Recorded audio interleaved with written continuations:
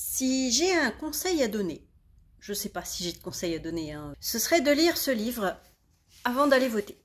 Avant d'aller voter, par exemple, aux élections européennes qui arrivent bientôt. Parce que c'est un livre qui nous fait réaliser, qui nous fait réfléchir sur des choses assez horribles, des choses réelles, qui arrivent là, toujours, tous les jours, et qui sont en train de s'amplifier.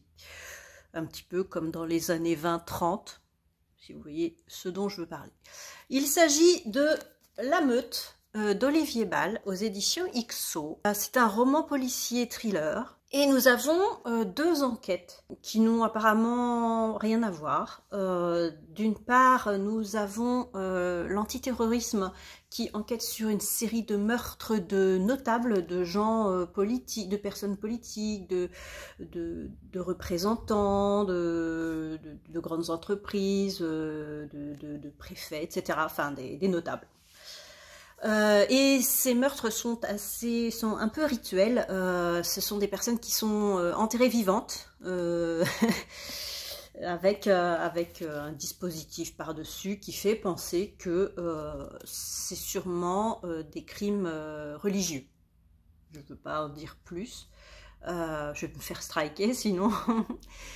D'un autre côté, on a des crimes, des migrants qui sont retrouvés comme ça dans des buissons un peu lâchés comme des déchets et ils ont été battus, lacérés.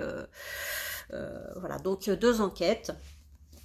Et quelque chose va faire que il y a peut-être un lien, en tout cas il y a un motif qui revient dans les deux enquêtes.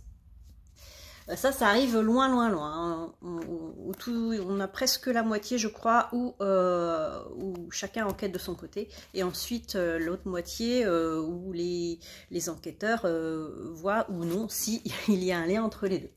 Alors, moi, d'Olivier Bal, j'avais lu sa duologie des limbes, qui est plutôt horrifique. C'est pas du thriller, en fait, ou thriller horrifique, en tout cas.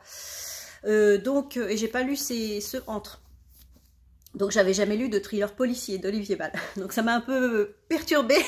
J'aurais peut-être dû avant lire les précédents. C'est un one-shot, hein. Pour l'instant c'est un one-shot, hein. Il n'y a pas de souci. Donc voilà, j'ai été... parce que dans les limbes, voilà, il y avait de l'action tout le temps, c'était super imaginatif. Voilà. Là on est vraiment dans quelque chose de réel. Donc pas du tout dans les limbes. C'est ça qui fait encore plus peur. C'est que c'est réel. Alors je dis pas que les crimes là qui ont eu lieu sont réels, hein, mais tout ce qui va autour est réel. Et ça fait super peur. Donc c'est un livre qui aborde d'une part la situation des migrants dans leur pays, le voyage et jusqu'en France où ils sont super maltraités. Voilà, donc ce sont des humains qui ont dû quitter leur pays parce qu'il y avait la guerre, parce qu'ils avaient peur tout le temps, parce qu'ils avaient le droit de rien faire, parce que leurs dirigeants sont des fous furieux. Donc ils essayent d'aller dans le pays de leurs rêves qui est la France, et la France, qu'est-ce qu'elle fait?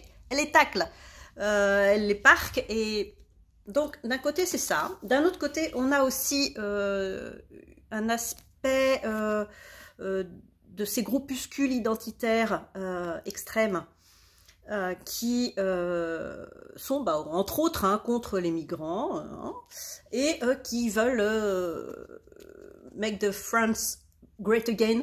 Vous voyez par exemple, je dis ça parce qu'il y a une allusion à un partenaire de Trump, un conseiller de Trump dedans.